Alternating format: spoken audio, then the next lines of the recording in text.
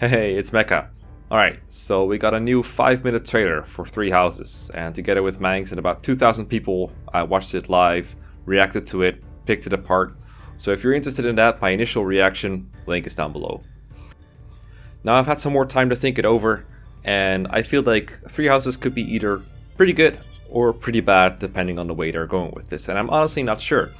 And I think for me, what it's going to be is really depends on the answers to the following 6 questions. I'm just going to ask 6 questions and talk about them a little bit because they are the most important questions in my opinion when it comes to 3 houses. So number 1 is, how important is the avatar? It was already confirmed that Violet is both an avatar and a protagonist, and honestly I wasn't really a big fan of it. The new trailer says that the avatar is the hero the world needs, and that an incident reveals an unknown hidden power within, and that only you can see the mysterious girl named Sothis. And they are very, very explicit on this being you, whereas I felt like Corn and Robin were sort of other characters turned into avatars, and this time there is no question that this character represents you, the player. Of course Corn and Robin represent the player, but they are very explicit this time. And this to me, this raises a lot of red flags. We can also be fairly certain that there is minimal customization, as the avatar can actually be seen in cutscenes. In Awakening and Fates, this problem was solved by them seeing everything from their perspective, and the player seeing everything from their perspective. Now this could be done well. While the track record of IS with avatars is pretty bad, I'm willing to see if they can pull it off this time. It could very well be bad, but there is nothing to gain by being pessimistic from the start. I really want to emphasize this. I'll be optimistic until I see the game, and then I'll make up my mind from there.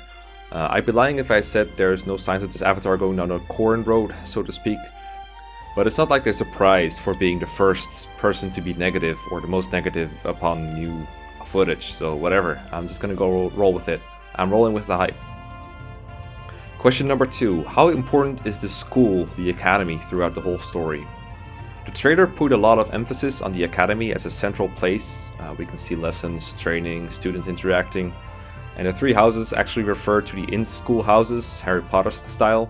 So that suggests the school is pretty important, and I feel like there's 2 ways this can go. Either the school functions as a place for tutorials to learn how to play the game, train up your starting army, get to know the place before you pick a house, and then you get started into the real campaign. The intro of the trailer does talk about a peace that's been there so far, but we all know Fire Emblem is all about war and not peace, so maybe the breaking of the peace coincides with the destruction of the school and the division of the houses, maybe. And when the school is gone, you get out there and you fight like you normally do in Fire Emblem. But in a game like this, the school is just a prologue for things to come, and this is the version that I prefer. The alternative is that the school remains important throughout, and is more of a My Castle-like thing that you can always return to. This will make the game more like Awakening of Fates with a world map, and you can always go back to it to do more training and classes. This would mean things like taking exams and giving lessons might be a major part of the game, and that is something I just do not want to see.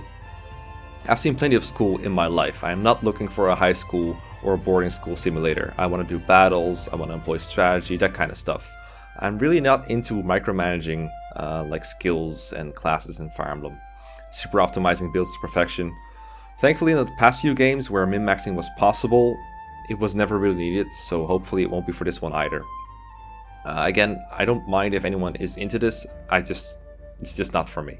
Also, it could very real be like a mix of those 2 ideas. Don't get me wrong, there's not 1 or 2 ways to go about this, but I feel like this is roughly the way it could be split.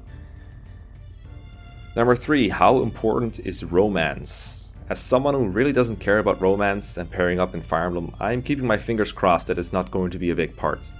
I have no delusions that it will be there. All I'm hoping for is that the teachers won't be romancing the students, because anything less than that just seems delusional at this point. Like, pairing students up, yeah, whatever, that's not even that bad. I have no problem with anyone who enjoys these things, but keep in mind that in most games before the 3DS, this wasn't really a big thing in Fire Emblem.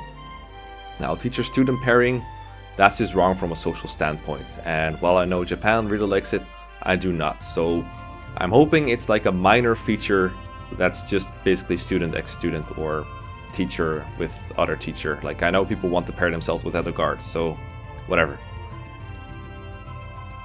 Number 4, how do formations or gambits work? After the first trailer, a lot of people were excited to see entire battalions of soldiers taking part in the fight. It really seemed like units on the battlefield actually represented many soldiers, really giving the feel of a big war that you're part of. We've seen some of that again in this trailer, but we've barely been given any information on how it exactly works. We've had speculations that it's like Advance Wars, where the generic units represent health, but now it seems more like you can actually get your students information and they support you as you fight. We don't know for sure, but that's what it seems to suggest. We have no idea exactly what's going on. There are still some weird triangle, Triforce-like thingies in the trailer that look like they could be related to the formation, but we still don't know anything. Well, we know it might be name changed to Gambit, but basically we know nothing, and I want to know more. Which brings me to my next question. Is this all we're getting until July 26th?